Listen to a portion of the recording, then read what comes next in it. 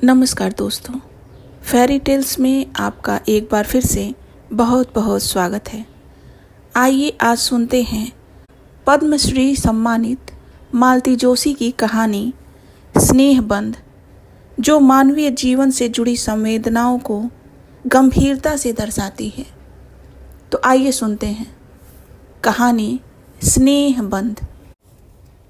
माँ, ये है मीतू, मैत्रेयी। ध्रुव ने परिचय करवाया तो देखती ही रह गई। कटे बाल के नीचे एक छोटा सा चेहरा, वो भी आधा गॉगल्स से ढका हुआ।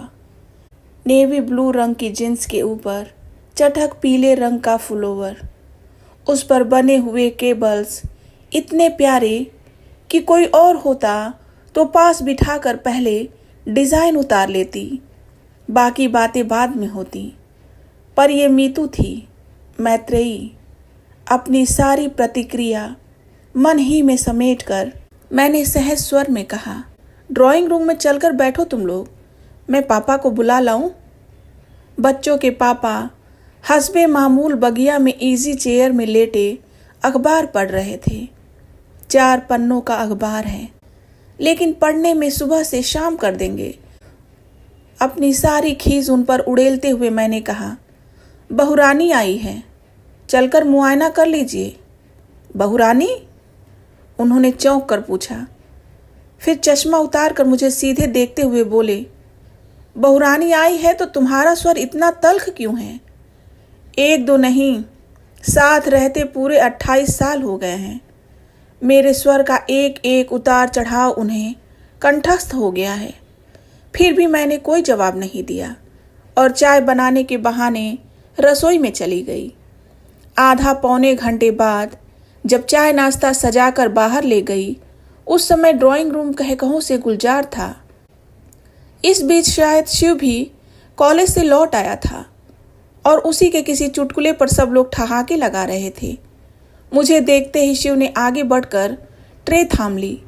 ध्रुव ने मेज से सारा कबाड़ हटाकर जगह बनाई। पानी का जग और चटनी की शीशी अंदर छूट गई थी।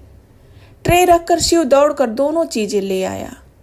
सब कुछ एकदम स्वाभाविक ढंग से ही हो रहा था। जब से सविता ससुराल गई है, बच्चे इसी तरह माँ का हाथ बटा लेते हैं, पर पता नहीं क्यों आज मुझे ये सब अच्छा नहीं लगा। थोड़ा तो सब्र किया होता इन लोगों ने। मैं भी तो देखती, मीतू नाम की ये लड़की कितना अदब कायदा जानती है, घर की बहू बनकर आ रही है। ये तो हुआ नहीं कि खुद चलकर किचन तक आती, झूठ मूठी सही, मदद के लिए पूछती। बस लाड साहब की तरह बाहर बैठी रही। लड़के बेचारे बैरों की तरह दौड़ धूप कर रहे हैं। नाश्ते के लिए गरम समोसे बना लिए थे, सूजी के लड्डू और घर का बना चिवड़ा भी साथ था। जनता ने नाश्ते का सरंजाम देखा और खुश हो गई। हाय माँ, आपने ये सब घर पर बनाया है? मीता किलक कर बोली। मैं तो बिलीव नहीं कर सकती, रोज इतना रिच नाश्ता देती हैं आप, तभी आपके दोनों सुपुत्र मोटूमल हो रहे हैं। हमें नजर मत लगाओ, ध्रुव ने टोका। माँ की जीवन भर की साधना है हमारी पीछे। जानती हैं मीता जी, शिव ने कृत्रिम गंभीरता उड़कर कहा, माँ ने हमको खिला पिलाकर ऐसा तैयार कर दिया है कि अब कैसी ही कर्कश बीवी मिले हम निपट लेंगे, मैदान छोड़कर भागेंगे नहीं। कमरा एक बार फिर हंसी में डूब गया। मुझे लेकिन बड़ा ताव आ रहा था। मेरे बच्चों को मोटूमल कहने का हक इसे किसने दे दिया? अभी तो घर में आई भी नहीं और रोब झाड़ने लगी। वाह, ये भी कोई बात हुई? तुम्हारे माँ बाप ने तुम्हें नहीं खिलाया तो हम क्या करें? तुम अपने राज में डबल रोटी खिला खिला कर उसे दुबला कर लेना बस। चलूँ माँ? मैंने अपनी तंद्रा से चौंक कर देखा। सब लोग उठ खड़े हो गए थे। मीता नमस्ते कर रही थी। गेट तक छोड़कर हम लोग लौट आए। ध्रुव उसे घर तक छोड़ने चला गया। पहली बार आई थी। बच्चों के पापा घर में आते ही शुरू हो गए, जिस तिस को तो तुम नेक बांटती फिरती हो, उसे यूं ही खाली हाथ भेज दिया। मैंने कोई जवाब नहीं दिया। खाली प्लेट प्याले समेट कर रसोई में चली आई। पहली बार आई थी तो कोई क्या करे, रीति रिवाजों का ठेका क्या हमने ही ले रखा है? वो क्या एक बार झुककर पैर नहीं छू सकती थी? एकदम ही अंग्रेज बनी जा रही थी। सारी शाम मैं रसोई में ही बनी रही। मुझे मालूम था मेरी प्रतिक्रिया जानने को सब उत्सुक होंगे, पर मैंने किसी को हवा नहीं लगने दी। शिव तक एक दो बार आकर मंडरा गया, पर मैं व्यस्त होने का दिखावा करती रही। रात खाने की मेज पर भी एक अव्यक्त तनाव था। बच्चों के पापा ने एक दो चुटकुले सुनाकर उसे तोड़ने की कोशिश भी की, पर बात कुछ बनी नहीं।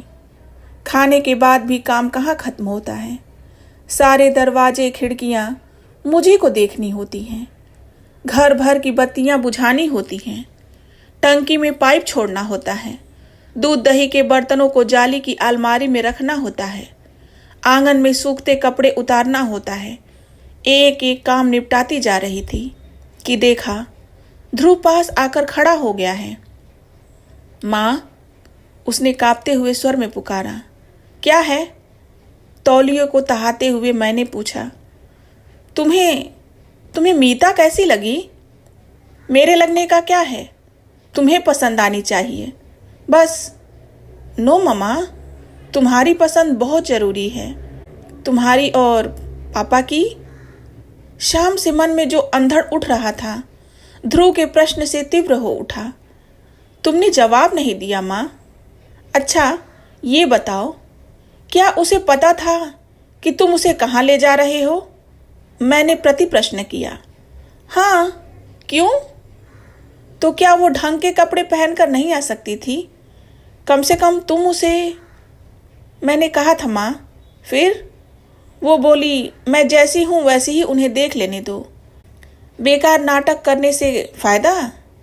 खैर कपड़ों को छोड़ो, वैसे कैसे लगी बताओ? ध्रुव इतनी अजीजी से पूछ रहा था कि उसका दिल दुखाते न बना। अच्छी है, मैंने अनमने ढंग से कहा और बात समाप्त कर दी। वरना सच तो ये था कि मैंने मीता को ठीक से देखा ही नहीं था। पहली ही नज़र में उसका हुलिया देखा और मन खट्टा हो गया था। बहू को लेकर मन में कितनी कोमल कल्पनाएं थीं, सब राख हो गई थी। गुस्सा तो अपने लाडले पर आ रहा था। प्रेम करते समय इन लोगों की अक्ल क्या घास चरने चली जाती है? कैसे प्यारे प्यारे रिश्ते आ रहे थे, पर तकदीर में तो ये सर्कस सुंदरी लिखी थी ना। एक उसास भर कर रह गई मैं। एक बार हम लोगों की स्वीकृति की मुहर लगने भर की देर थी, फिर तो सारे काम फटाफट और कायदे से होते चले गए। मीता के पिताजी स्वयं घर आए और उन्होंने औपचारिक रूप से रिश्ते की पहल की। मीता को अपनी बहू बना लेने के लिए करबद्ध निवेदन किया। उन्होंने बताया कि पत्नी की मृत्यु के बाद उनके बच्चे अक्सर हॉस्टल में ही पले हैं। वे भी हमेशा टूर पर ही बने रहे। 2 साल पहले लड़के की शादी हुई, तब से घर कुछ आकार ग्रहण करने लगा है। हॉस्टल में रहने के कारण मीतू काफ़ी कुछ सीखने से वंचित रह गई है। वे तो डर रहे थे, पर ध्रुव ने उन्हें आश्वस्त किया है कि माँ बहुत सहनशील और स्नेहमयी है। वे उसे अपने अनुसार ढाल लेंगी। उत्तर में ध्रुव के पापा ने भी उन्हें आश्वस्त किया। कहा कि हम लोग इतने दकियानुसी नहीं हैं कि एक आर्किटेक्ट लड़की में 16वीं सदी की बहू तलाशें। इस प्रकार बहुत ही सौजन्यपूर्ण वातावरण में परिचय का पहला दौर समाप्त हुआ। फिर धूमधाम से सगाई हुई। दोनों पक्षों ने जी खोलकर खर्च किया। दान दहेज तो कुछ लेना था नहीं। लेन देन की कड़वाहट भरी चर्चा से बच गए हम लोग। फिर भी मैंने सबकी नज़र बचाकर समधी जी के हाथ में एक लिस्ट थमा दी थी। पहले बेटे की शादी थी। नाते रिश्तेदारों के नेक तो मिलने ही चाहिए थे। अपनी बेटी को तो लोग देते ही हैं। जिंदगी भर ये देना समाप्त ही नहीं होता। पर बाकी लोगों को मौका तो सिर्फ शादी में ही आता है ना। एक लिस्ट मैंने ध्रुव को भी पकड़ाई थी। लिस्ट क्या थी? होने वाली बहू के लिए पूरी आचार संहिता थी। मीता अब शादी के बाद ही इस घर में आएगी। भविष्य में वो बाल नहीं कटवाएगी। हाथ में चूड़ियां डालने की आदत डालेगी। शादी में सिर ढकेगी। घर में मेहमान रहेंगे तब तक साड़ी पहनेगी। लोगों के सामने ध्रुव को नाम लेकर नहीं पुकारेगी। खूब लंबी सोची थी। बारीक से बारीक जो भी बात याद आती गई जोड़ दी थी। शिव ने तो उसका नाम 20 सूत्री कार्यक्रम रख दिया था। आते जाते ध्रुव को छेड़ देता, दादा भाई भाभी को कितने सूत्र रटा दिए। कभी कहता, भाभी से कहना फर्स्ट डिवीजन न आने से भी चलेगा, पर कम से कम पासिंग मार्क्स तो आने ही चाहिए। ये छेड़छाड़ सिर्फ मजाक के तौर पर नहीं होती थी, इसमें एक अव्यक्त आक्रोश भी था। माँ के कारण उन लोगों की इमेज एकदम पुराणपंथी हो गई थी। ध्रुव मुंह से तो कुछ नहीं कहता था, पर शिव के छेड़ने पर जैसी उदास हंसी हंस देता, उससे यह स्पष्ट हो जाता था। आखिर एक दिन मैंने कह ही दिया, देखो शिव, ये मजाक उड़ाने वाली बात नहीं है। ये मत सोचो कि मैं अपने लिए कुछ कर रही हूँ। मेरी तो बस यही इच्छा है कि नई बहू की आते ही आलोचना ना शुरू हो जाए। आखिर मेरी भी तो वो कुछ लगती है। और तुम तो जानते हो, शादियों में कुछ लोग आते ही इसी मकसद से हैं कि नुक्स निकालें और आलोचना शुरू कर दें। बच्चे इसके बाद चुप हो गए थे। वैसे मैंने एकदम गलत भी नहीं कहा था। शादी में सचमुच कुछ लोग मीन मेख निकालने के लिए ही आते हैं। नई नवेली दुल्हनों को सबसे ज़्यादा आलोचना झेलनी पड़ती है। झूठ क्यों बोलूं, खुद ही मैं कई बार इस अभियान में सम्मिलित हुई हूँ। दोनों ओर के परिवारों में अब तक जितनी बहुएं आई हैं, सबके लिए मेरे पास कहने के लिए कुछ न कुछ है। सुरेश की बहू रसोई तक में चप्पलें पहनकर घूमती है। महेश की बहू 9 बजे से पहले बिस्तर नहीं छोड़ती। राजन की बहू रसोई में झांकती तक नहीं। आलोक की बहू 24 घंटे उसके नाम का जप करती रहती है। जेठ ससुर तक का उसे होश नहीं रहता। निखिल की बहू तो और भी 30 मार्खा है। जहां पति को 4 लोगों के बीच हंसते बोलते देखेगी, बच्चे को लद्द से लाकर गोद में पटक देगी। उस पर तुर्रा ये कि कोई मेरी अकेली का नहीं है जो दिन भर मैं ही लादे फिरूं। सुन सुन कर कान पक गए तो बुआ जी ने एक दिन कह ही दिया, बहू सब जानते हैं कि बच्चे कोई अकेले नहीं पैदा करता, पर उसका कोई इस तरह ढिंढोरा नहीं पीटता। ये सारे नमूने मेरी आंखों के सामने थे, इसलिए मन में एक आदर्श बहू की कल्पना थी। सोचा था कि ध्रुव के लिए जो लड़की लाऊंगी वो इन सब से अलग होगी, पर अपना सोचा सब कहाँ हो पाता है। तुम्हारी सारी शर्तों का पालन करेगी तब तो तुम्हें वो अच्छी लगेगी न माँ? ध्रुव ने एक दिन गले में बाहें डालकर बड़ी आशा से पूछा। तब यही सोचकर संतोष कर लिया था कि लड़का आज भी मुझे कितना चाहता है। आसपास के वातावरण को देखते हुए ये भी कम न था। शादी हुई और खूब धूमधाम से हुई। घर की पहली शादी थी। अनगिनत मेहमान आए थे। उनमें से कईयों को निराश लौटना पड़ा। टीका टिप्पणी का एक भी मौका हाथ नहीं लगा। मैं खुद बहुत डरी हुई थी। एक तो लड़की की माँ नहीं थी, करता धरता बड़ी बहन थी जो अमेरिका में ही बस गई थी। पति पत्नी दोनों डॉक्टर थे। भैया भाभी तो अभी नए ही थे, पर स्वागत सत्कार में खान पान में कहीं कोई त्रुटि या अव्यवस्था नहीं हो पाई थी। मीता के पापा तो बिछे जा रहे थे, पर बहन बहनोई, भैया भाभी, चाचा ताऊ सभी सौजन्य और विनम्रता की मूर्ति बने हुए थे। और जयमाला के समय जब मीता को देखा तो बस आंखें जुड़ा गई। अपना ये रूप लावण्य इतने दिनों तक उसने कहाँ छिपा रखा था। लाल सुर्ख बनारसी साड़ी में लिपटी वो किसी सलोनी गुड़िया सी लग रही थी। अंतर्जातीय विवाह को लेकर एक शूल था मन में, वो भी जाता रहा। इसी बात को लेकर ननद रानी कोंचती रही हैं।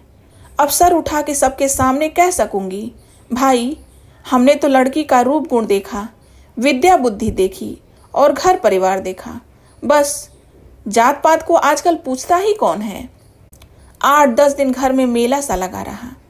मीता जितने 2-4 दिन रही, नंदों के बीच दबी ढकी बैठी रही, उनके बच्चों का लाड़ दुलार करती रही। रिश्ते की सास और जिठानियों की मान मनुहार करती रही। सभी लोग प्रसन्न थे और जाते समय हर कोई मुझे बधाई देता हुआ गया। शादी के बाद दोनों 8-10 दिन के लिए मसूरी घूमने चले गए थे। उनके लौटने तक मैंने सविता को रोक लिया था। सोचा ननद भौजाई थोड़े दिन साथ रह लेंगी। दूसरे दिन सुबह सुबह मैं रसोई में व्यस्त थी कि सविता पास आकर फुसफुसाई, माँ, बहुरानी को तो देखो। देखा, बड़े बड़े पीले फूलों वाली मैक्सी पहनकर वो मेज पर प्लेटें लगा रही है। मैं और सविता दोनों एक दूसरे का मुंह ताक रहे थे। इस बात को कौन उठाए और कैसे? मैं तो आजकल लड़कों से खौफ खाने लगी थी, पर सविता तो उन दोनों को घास नहीं डालती थी। दंदनाती हुई बाहर चली गई और बोली, मीता रानी, आज ये कौन सी ड्रेस निकाल ली? घर की ड्रेस है दीदी। फिर सविता की प्रश्नार्थक दृष्टि को समझते हुए बोली, माँ का ऑर्डर था कि मेहमानों के सामने साड़ी पहननी होगी, इसलिए इतने दिन पहनती रही, पर इतना बंधा बंधा लगता है उसमें, तो हमें मेहमानों में नहीं गिनती तुम? आप तो घर की हैं, दीदी हैं अपनी। और कोई वक्त होता तो मैं इसी बात पर निहाल हो जाती, पर इस समय समस्या जरा नाजुक थी। मैंने आगे बढ़कर कहा, बेटे, घर में जब तक कोई आ निकलता है और लोग अक्सर तुम्हें देखने के लिए ही आते हैं, पर माँ, साड़ी पहनकर जरा भी कंफर्टेबल नहीं लगता। काम तो कर ही नहीं सकती मैं, बस गुड़िया की तरह सजने संवरने के ही दिन हैं, काम करने की तो जिंदगी पड़ी है। और अभी तो मैं बैठी हूँ, ठीक है, लेकिन माँ, ऑफिस में तो साड़ी पहनकर जाना जरूरी नहीं है ना? मुझसे तो गाड़ी चलाते ना बनेगी। गाड़ी का मतलब लूना? ये भी एक सूल था मन में। शादी के सामान के साथ लूना देखकर मेरी भाभी फिच से हंसती थी। वाह ध्रुव जी, सीधेपन की हद कर दी आपने। आजकल बजाज सुपर से नीचे कोई बात नहीं करता। आप कम से कम। मामी जी, ध्रुव बात काट कर बोला, ये मेरी नहीं, मीता की गाड़ी है। मेरे पास तो अपनी प्रिया है। मीता ने पापा से कहा था कि जेवर चाहे ना दें, पर एक गाड़ी जरूर दें। यानी सब कुछ अपने आप ही तय हो गया था। मन इतना खट्टा हो गया था। स्कूटर ही ले लेते तो क्या हो जाता? प्रिया शिव के काम आ जाती। स्कूटर पर तो दोनों ही जा सकते थे। तब ये पहनने ओढ़ने का झंझट भी न खड़ा होता। दफ्तर सलवार कमीज पहनकर जाया करना मैंने फैसला सुना दिया। लेकिन बहू घर में आती है तो समस्या सिर्फ पहनने ओढ़ने की ही तो नहीं रहती। उसका घर भर में उन्मुक्त होकर घूमना, खिलखिलाना, दिन भर ध्रुव डार्लिंग की रट लगाना, शिव से छीना झपटी करना, भूख लगने पर नाश्ते के डिब्बे टटोलना, बात बात पर गले में झूल जाना, सब कुछ आंखों में खटकने लगता। बच्चों के पापा तक को उसने नहीं बख्शा था। सुबह वे पेपर पढ़ते तो उनकी कुर्सी के हत्थे पर बैठकर ही पूरा पेपर पढ़ जाती। घर में रहती तब तक उनके आसपास मंडराया करती। पापा का जाप किए जाती। उन्हें इसरार कर करके खाना खिलाती। दवाई समय पर न लेने के लिए डांटती। शाम को लौटती तो चाय का कप हाथ में लेकर सीधे बगिया में पहुंच जाती और छोटे से पीढ़े पर बैठकर उनसे बतियाती रहती। उस समय तो सचमुच मेरा खून जल जाता। घर में तो जो चल रहा था ठीक ही था। बाहर उसका प्रदर्शन करने की क्या जरूरत थी? आसपास के घरों में कई जोड़ी आंखें उस समय खिड़कियों पर टंग जाती थीं। हैरत तो ये थी कि बच्चों को, उनके पापा को ये सब सहज स्वाभाविक लगता था। उनके माथे पर शिकन तक न आती थी। उस दिन तो हद ही हो गई। रोज की तरह हम लोग दोपहर की चाय ले रहे थे कि मीता आंधी की तरह घर में घुस आई। अरे, आज इतनी जल्दी? पहले आप लोग आंखें बंद कीजिए प्लीज। क्या बात है? पहले आंखें बंद। और हमारे पलक झपकाते ही उसने दोनों के गले में एक एक फूलमाला डाल दी और तालियां बजाते हुए किलकने लगी। Many happy returns of the day. अरे, बात क्या है? मैंने कहना चाहा और एकदम मुझे याद आ गया, आज 12 दिसंबर थी, हमारी शादी की सालगिरह। दूसरी बातों में इतनी खो गई थी कि इसकी याद ही ना आई थी।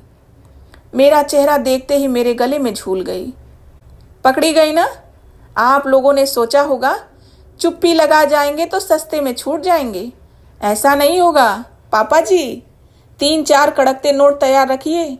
हम लोगों की नीयत आज अच्छी नहीं है। तुम्हें कैसे पता चला बेटे? हमें तो याद ही नहीं रहा था, इन्होंने गदगद होते हुए पूछा। लंच के समय ध्रुव की डायरी उलट पलट रही थी, तब नजर पड़ी। उसकी तो ऐसी खबर ली है मैंने, इतनी इंपॉर्टेंट चीज भूल गया। ध्रुव है कहाँ? मैंने पूछा। शिव को लेने कॉलेज गया है। हमने तड़ी मारी है तो उसे पढ़ने थोड़े ही देंगे।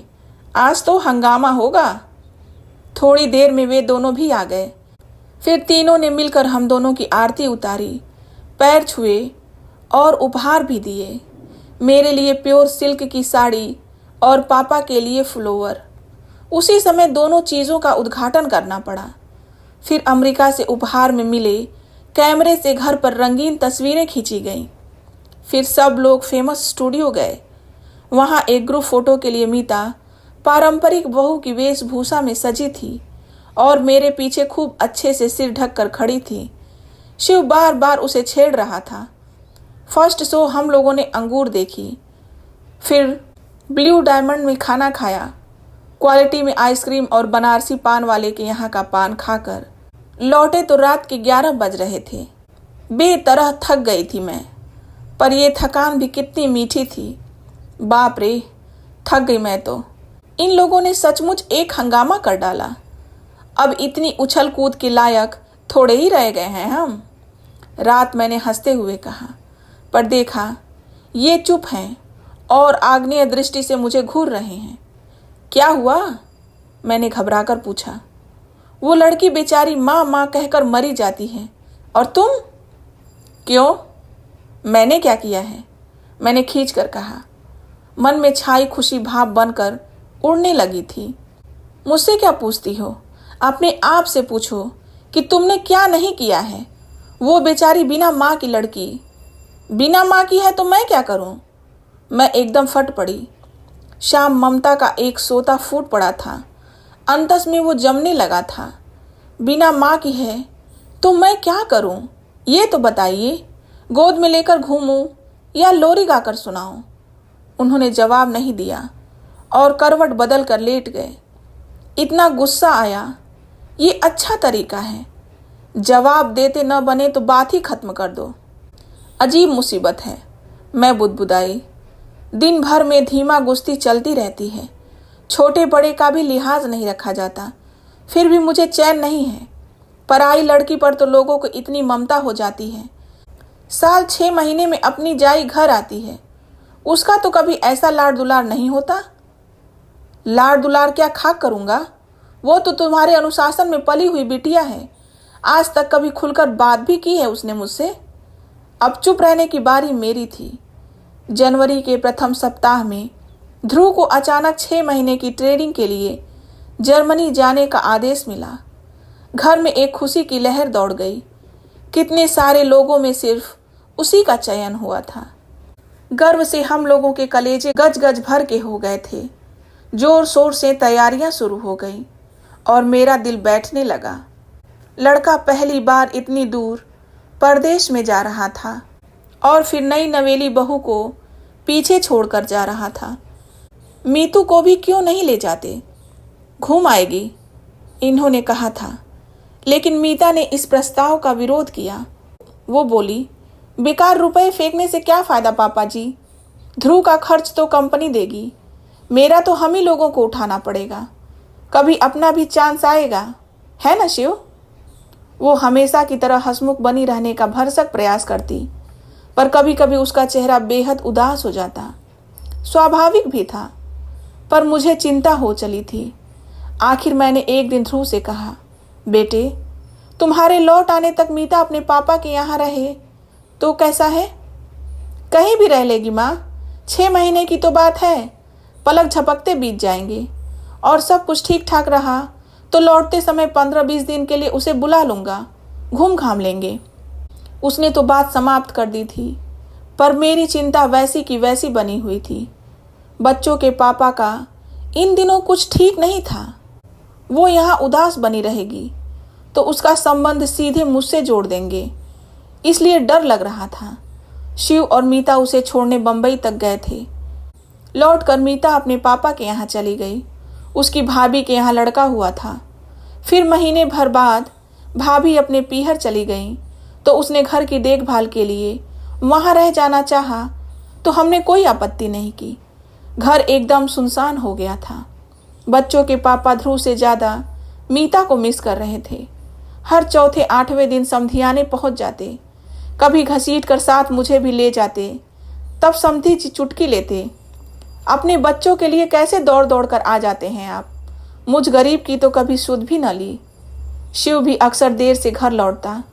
कभी भाभी के साथ शॉपिंग करनी होती थी या कभी उन्हें मूवी दिखानी होती थी। कभी कभार वो भी घर पर आ जाती, पर पहले का सा तूफान बरपा नहीं करती। हंसती खिलखिलाती, पर उसमें पहले किसी जीवंतता नहीं थी। जब वो चली जाती तो ये कहते, कहा था साथ चली जाओ, तब नहीं मानी, पैसे का मुंह देखती रही, अब मन ही मन घुल रही है। मार्च का अंतिम सप्ताह रहा होगा। एक रात इनके पेट में जोर का दर्द उठा। पता नहीं कितनी देर से तड़प रहे थे। मेरी तो अचानक नींद खुली तो देखा पेट पकड़े बैठे हैं, चेहरा सफ़ेद पड़ गया है। क्या हुआ? मैंने घबराकर पूछा। क्या पेट दर्द कर रहा है? उन्होंने जवाब नहीं दिया।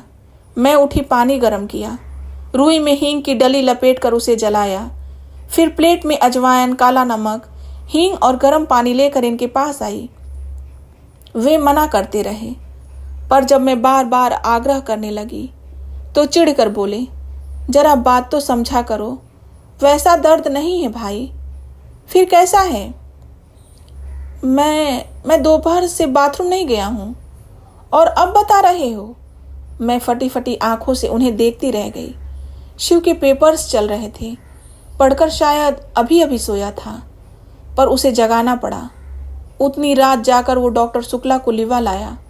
उन्होंने मुआयना किया और पूछा, ये तकलीफ कब से है आपको? जी 15-20 दिन से थोड़ा कष्ट हो रहा था। इतना ताव आया मुझे। इतने दिनों तक चुप बने रहने में क्या तुक थी? शिव बोला, माँ, ये समय गुस्सा करने का नहीं है, बाद में निपट लेना, पहले उन्हें संभालो। राम राम करके वो रात बीती। सुबह भर्ती होना ही पड़ा। प्रोस्टेट की शिकायत थी, ऑपरेशन जरूरी था। इन्होंने पहले ही अपने आदेश सुना दिए। प्राइवेट नर्सिंग होम नहीं जाएंगे, सरकारी अस्पताल में भी प्राइवेट वार्ड नहीं लेंगे, जनरल में रहेंगे। इस ऑपरेशन के बाद नर्सिंग की बहुत ज़रूरत होती है। प्राइवेट वार्ड में कोई झांकता भी नहीं, 10 बार बुलाने जाना पड़ता है। उनकी बात न मानने का कोई उपाय नहीं था। खजाने की चाबी उन्हीं के पास थी। ध्रुव यहाँ होता तो बात दूसरी थी, पर अब उतनी दूर से बुलाने का कोई मतलब भी न था। जनरल वार्ड में जो एक रात गुजारी है, उफ, जिंदगी भर याद रहेगी। इनकी वैसी हालत में नींद आने का कोई प्रश्न ही नहीं था, पर आसपास के वातावरण ने मन को इतना बोझिल कर दिया कि सुबह उठकर लगा मैं ही बीमार हूँ। और दुर्गंध अब भी याद आती है तो मन पर कांटे से उगाते हैं। सुबह शिव कहीं से चाय लाया था मेरे लिए, पर घूंट भर भी गले से नहीं उतरी। 10 बजे ऑपरेशन होने को था। 9 बजे ही इन्हें स्ट्रेचर पर डाल कर ले गए। मैं और शिव भी पीछे पीछे चल पड़े। जहाँ तक जाने दिया वहाँ तक गए। फिर मैं वहीं बैठकर इष्ट देव का जाप करने लगी। शिव बेचारा दौड़ धूप में व्यस्त हो गया। नमस्ते बहन जी। मैंने चौंक कर देखा। मीता के पापा थे। आपने तो खबर भी नहीं की, इतने बेगाने हो गए हम लोग। उनके स्वर में आक्रोश था, शिकायत थी। मैं क्या जवाब देती? वो तो मीतू अभी किसी काम से घर गई थी। तब पड़ोस के मेहता साहब ने बताया, सब कुछ इतना अचानक हो गया। मैंने अपराधी स्वर में कहा। शिव बेचारा एकदम अकेला पड़ गया था। सारी दौड़ भाग उसी के जिम्मे थी। यही तो मैं कह रहा हूँ, उसे अकेले सारी दौड़ भाग करने की क्या ज़रूरत थी? हम लोग किस लिए हैं? कल को ध्रुव सुनेगा तो क्या कहेगा? उनसे तो जो भी कहेगा, मुझे तो अपनी चिंता हो गई थी। ध्रुव मुझसे क्या कहेगा? इन पर इतना ताव आ रहा था। दर्द से तड़प रहे थे। पर मजाल है जो बटुए की पकड़ जरा सी ढीली हो जाए। जनरल वार्ड में रहेंगे, वहाँ नर्सिंग अच्छी होती है। अब इतने बड़े आदमी को उस नर्क में ले जाऊंगी तो कैसा लगेगा। अपनी इस दुश्चिंतता में ये पूछना भी याद न रहा कि मीता कहाँ है। 11:30 बजे उन्हें थिएटर के पास वाले कमरे में लाकर रखा गया। ऐसे हट्टे कट्टे हंसते बोलते व्यक्ति को इस तरह असहाय अवस्था में देखकर मेरी तो रुलाई फट पड़ी। मीता के भाई नरेश मुझे सहारा देकर बाहर ले आए और वापस बेंच पर बिठा दिया।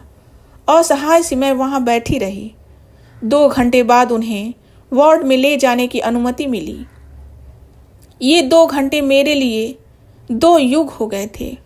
वार्ड में वापसी के समय काफिला जरा बड़ा था। घर परिवार के लोग थे और स्टाफ के भी। ढेर सी शीशियाँ स्ट्रेचर के साथ चल रही थीं और सब लोग उन्हें उठाए हुए थे।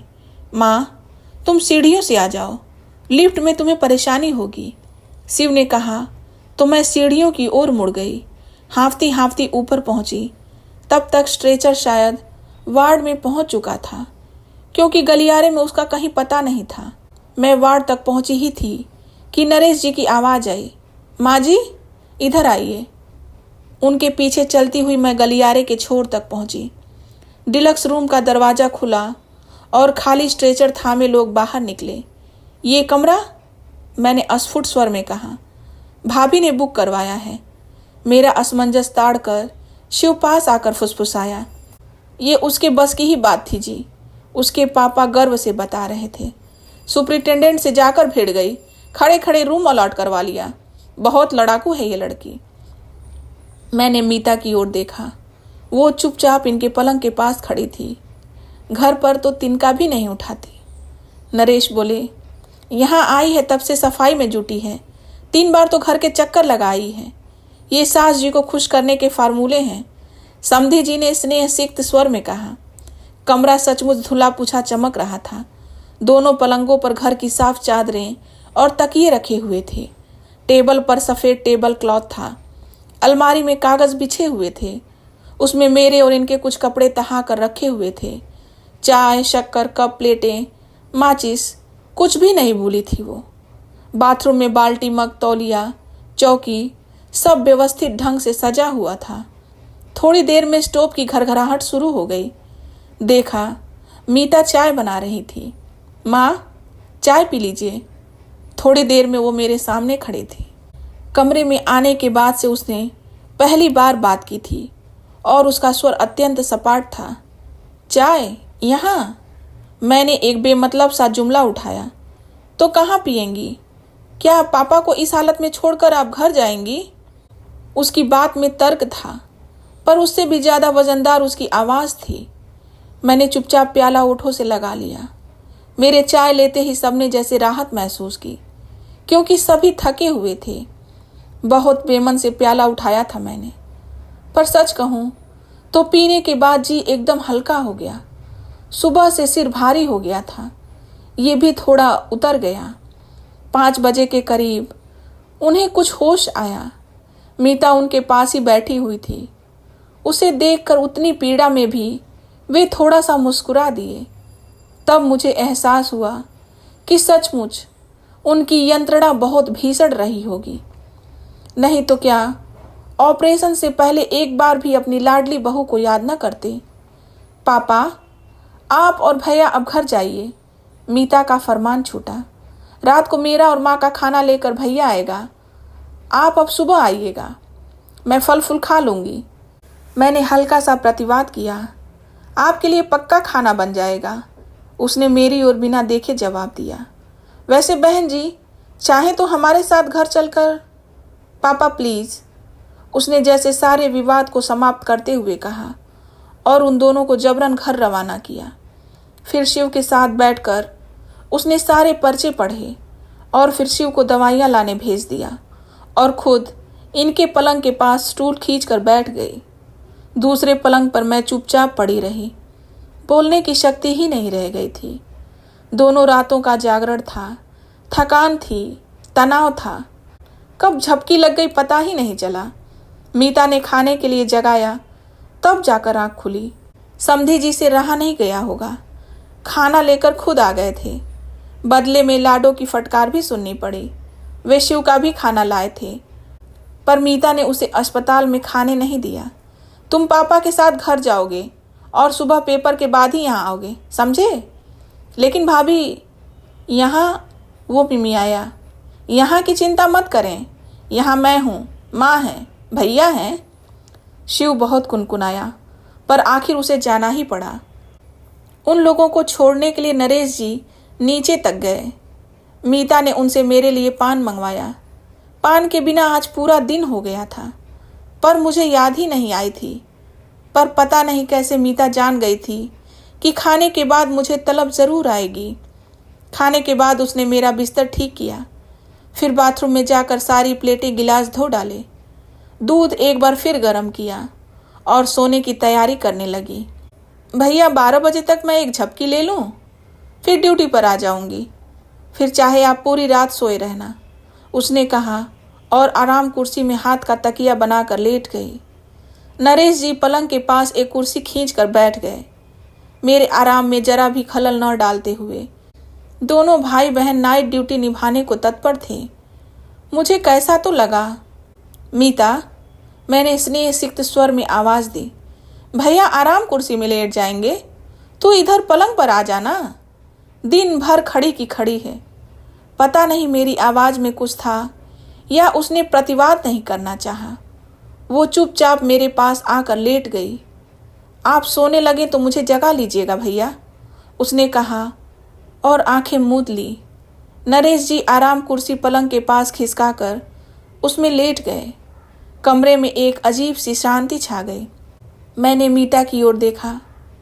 पता नहीं क्यों उसे देखकर मुझे सविता की याद हो आई।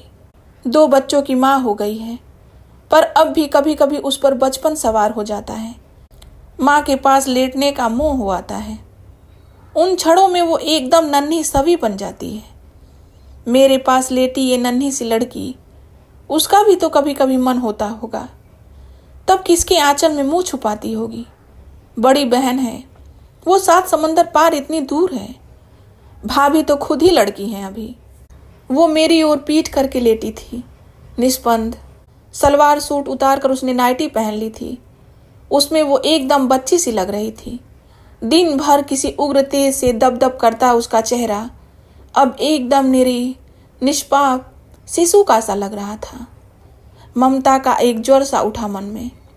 एकदम उसे अंक में भर लेने की इच्छा हुई, पर संकोच से मैं बस उसकी पीठ पर बालों पर हाथ फेरती रही। वो मेरे वात्सल्य के उद्रेक से अनजान वैसे ही निस्पंद पड़ी रही।